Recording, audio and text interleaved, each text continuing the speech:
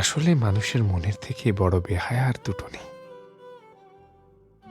যার প্রতি তার অলিখিত অধিকার জন্মায়, শুধুমাত্র তাকেই সে যেকোনো পরিস্থিতিতে জমিয়ে রাখতে চায়।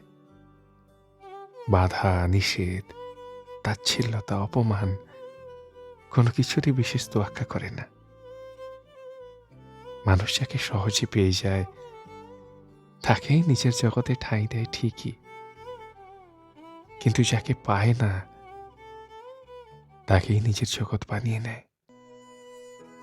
নয়তো সাদাই কি রবি ঠাকুর লিখেছেন,